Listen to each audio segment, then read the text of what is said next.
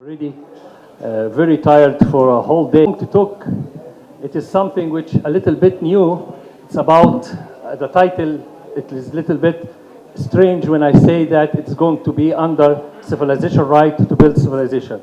But before talking about civilization right, I would like to introduce that I'm very thankful for the institute here, the Tourism Institute, that they already talking now. It is a kind of a scientific initiative, and it is already the first phase has been finished under the National Academy of Science in Egypt within the campaign of civilization right to build civilization, and the track, the initiative was under scientific tourism. So that's why scientific tourism is related 100% to the conference, and it was initiated by the Center of Sustainability and Future Studies. The Center of Sustainability and Future Studies is one of the centers within the British University. It is established in 2011, and now we are 10 years or something like that. We already have many of the conferences, international conferences. One of the conferences was about the future intermediate sustainable cities. The second one was about sustaining mega projects. And the third one, which is more related to what we are going to talk about, is under the title of Green Heritage. Already I have the conference proceedings, and I will go, inshallah, to give it to the institute here. We have many other initiatives and competitions and ideas, all within the same track of civilization right to build civilization. To start with understanding civilization right to build civilization, this video, I hope that you could be able to be, okay, listen, that is why I was technically would like the voice, but again, if there will be no voice, I would try to make it intellectual property throughout the world. A phone in your hand is protected by hundreds of IPs. There are patents that are protecting the phone manufacturer. There is also an industrial design right protecting its design.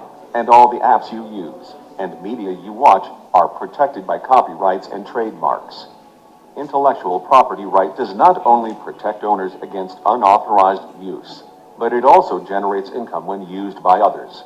Intellectual property also contributes significantly to the GDP and economic prosperity of originating countries. In 2017, the economy of EU countries gained near 5.7 trillion euros from IP rights, and over 82 million jobs benefited from them either directly or indirectly.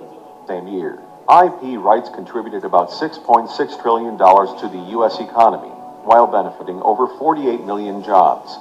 Ironically, despite all the kinds of human creativity protected by intellectual property rights, heritage and culture artifacts of originating nations are not protected against the commercial benefiting by any IP law.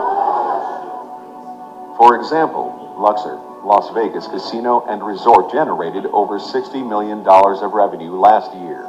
This casino, however, pays zero IP rights or support to Egyptian heritage sites, although its design, games, gift shops, and even play chips are replica from the ancient Egyptian heritage. Luxor, Las Vegas is not the only place that uses the heritage of ancient Egyptians for commercial gain. Countless examples of museums, amusement parks, and replica factories are gaining commercial revenue from ancient Egyptian heritage exist all over the world. It's time to address the right of nations to maintain, control, and protect the intellectual property of their ancestors against commercial use. It is time to discuss civilization rights. Civilization Rights to Build Civilization is an international initiative from the Egyptian Academy for Science and Technology, aiming at creating an open dialogue to discuss all issues surrounding the intellectual property rights of national heritage.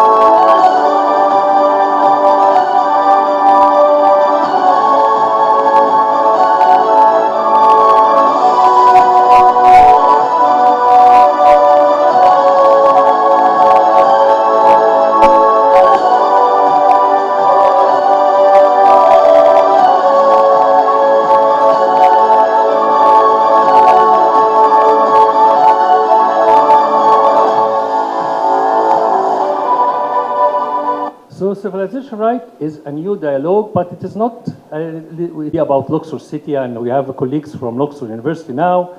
I have already experience of 36 years of studies about Luxor and about how we can, make a kind of change. Like today morning, there is a lot of words about changing, but I believe, and that was my PhD, public participation. And by changing the situation and the life of the people of Luxor, you will make the change of Luxor. And actually, after I finished my PhD, there was an international initiative by the UN under comprehensive development of Luxor. And one of the things within the comprehensive development of Luxor is how we could, elevate the situation of Luxor, because Luxor, if you like the reality, is the microcosmetic of Egypt. It is the small scale of Egypt as a country, with great civilization, with great resources. There is a little bit agony or suffering for the people and for the city itself. This is a situation of Egypt. So if we already tackle or find an equation, a solution for Luxor, we will find for the rest of Egypt. So when I was finished my PhD, and there was the initiative of comprehensive development, there was a lot of wording about what's so-called Luxor Las Vegas. And in 1999, I found myself in Luxor Las Vegas, and if any one of you are aware, it's a casino, and it is all was built according to the Egyptian heritage, with the pyramid and sphinx and everything, every single item related to our heritage. So it came to my mind. We have this double feelings. You will be very proud of your civilization around the museums, around a replica to be used here or there, but you have this kind of frustration that why all these companies or museums have profits from your civilization and you are suffering. So that was a question came to my mind. By 2004, I have started the scientific dialogue with a conference in Argentina. It is about reality and replica. And that was the question, Luxor Egypt versus Luxor Las Vegas. And I spent many years, as you can see, 2004, Argentina, then it was a campaign in Egypt. But I started with this. Actually, I tried to communicate and to force the government to take the initiative, and even the UNESCO and the international organization. But at that time, they said that the copyright law said that the human civilization is out of the story because it is a sharing of all. I could accept that, but in that case, if Egypt needs 1 billion or 10 billion as a human civilization, and if I were going to contact the UN or even the UNESCO and said that this is the need for the Egyptian heritage, the human heritage to be survived, they should support us.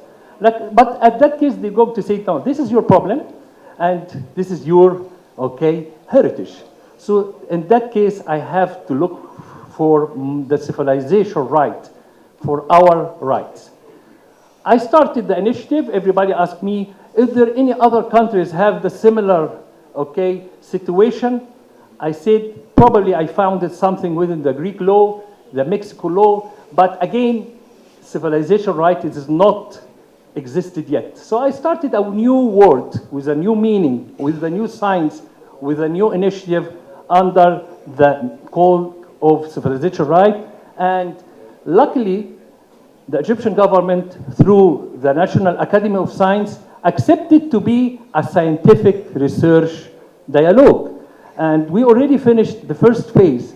The first phase was mainly to have awareness within the Egyptian community and to have a kind of testifying the idea. So I went to the United States, I visited many places, and I started my story, and I'm now with another stage that this is my first visit to one of the greatest civilizations to share with us civilization right. There are 10 old civilizations. China, India, Iran, Iraq, Italy, Greece, Bolivia, Mexico, Peru, and Egypt. They are, for the population, 40% of all over the world. These are the treasures of all museums. These are all the projects and the media and the movies are already replicated and used for business. And these are the places which are mainly suffering and need support. So again, when I said it's a new concept, it has many of the situation, and so I am here today to have a dialogue, and probably if I will end, as I mentioned, to have this institute and every one of you to share the responsibility looking for the right of civilization, could be a kind of success. The initial, within the first stage, I have within a research, within the campaign, and within the engage, many of the steps which I'm going to summarize within the research. Already I covered all the IP and the intellectual properties and UNESCO and all different laws. I found sometimes a little bit when they said that you could put within the intellectual property under special cases the civilization as one of the items, but it's not clear. And then you could find that many initiatives related somehow with the tangible or intangible for minimum cases. But why not state it as a law? So I went to many of those, even from the legal part of the issue, and they said that even the copyright took 100 years to be stated as a copyright. After the Industrial Revolution, they have from 18 something until 1960 or 70s when they have the law. So when we say civilization right, it's not going to be tomorrow. It will take time, and 100% it is going to be beyond my life, but it's already being there. Already now there is kind of scientific research and scientific even science under the civilization right, and I am practicing. I have many of my students doing the PhD on civilization right. Already we erected and have a design, a patent under a civilization right building, and if there will be an opportunity, I will going to mention to you what I meant. So this is one of the things. For the campaign, we already have been within all of Egypt, all the universities, all the institutions. It's already, I already reached around 100,000 of the Egyptians, but not all of them are engaged, and many of them need more and more time for them to be understanding. Already I've been within all the universities. For the United States, last year, I visited around 30 of the different cities with museums, with all different perspectives. And sometimes when you find someone rejected the idea from the beginning, and you keep this kind of dialogue, he will stop. He said, okay, maybe you have a point of view.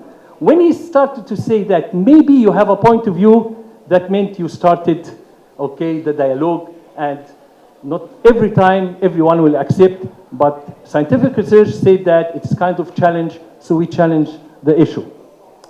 This is the places which I visit. You will find with Memphis today, one of our colleagues mentioned Memphis. You have Memphis at the United States. You have Luxor, Las Vegas at the United States. You have many, all of this, you will find that all your treasures had been replicated, or the originality with all this, return. But again, not every culture or civilization will need this kind of compensate. So yesterday, we were here, and we visit Hyderabad temple, or pyramid, for meditation. And here they said that there is no return. So once it's not going to be no return, we are not asking for the return, but we ask a little bit for this kind of respect. So we said that yesterday, they put the Egyptian pyramid as a unique, and even they visit it every year and whatever, but they have this kind of, when we pyramid, They said ancient people, and they said maybe there's no Egyptian, and we are 10,000. So this was kind of a debate, but again, a debate for scientific research to continue. Engaging, we already made a competition within the Egyptians to have dialogue, ideas, how we are going to communicate and contact the international community with many different ideas. And each idea has its unique. So the competition usually be me or you, but here all the competitions are all of us, we, because every scenario will have an initiative. This is one of the ideas which I said today to our colleagues that this could be added to the museum, the great museum, that all the missing parts of our great heritage, like Rosetta Stone, Nefertiti statue, or which is already spread in Louvre or the British Museum or any place, this could be a part of the Grand Museum. So that was one of the things which, again, an idea initiated by a group, and this group will already have their own scenario, will all start up to think about it, and with all responsibility how they could achieve it. Other ideas could be like having a platform for civilization right. I will show you something related to that. It could be an actions and the coming generations for their rights. So this is a kind of building characteristics and something like that using the media. Even we could have this kind of initiative that if you are a student here in India and you'd like to be learned something related to the Egyptian civilization and the civilization rights, you could be communicated through this, okay? It is under school, okay? Your museum in your school and in your class. This is one of other. So there are many ideas already started to be in. So we are here to introduce civilization rights, to establish a point of contact for further communications and activities. Discuss I would like to discuss, I'm not sure that everyone will be able even now to have a kind of time for discussion, but I need your feedback. So you'll have the flyers, you have the documents for communication and for contact. The heritage, tourism, culture, political, economic, and other dimensions of, so civilization right, it is not tourism, it's not archaeology, it is not law, it is not media, it is all together. It is civilization, and civilization was built by people. That's why this initiative is a bottom-up. I am a person, I communicate persons, and we all together will have an initiative to have a civilization right. How to engage people? This is one way to be in this conference. Next phase for the initiative is to visit other countries, to share the platform, and to have other already civilizations. And one of the things which related to tourism, I said the building, which I said a new museum, it's not a new museum, it's new building under the civilization right to build civilization. It's going to be a new hub. I choose a place for a new Luxor, and it has these 4 different designs, already have been designed, but we could have what's so-called civilization right tourism. What is civilization right tourism? We have places in Egypt, very unique, like the place which they discovered the Rosetta Stone, or the place which they discovered Nefertiti statue, or all of this.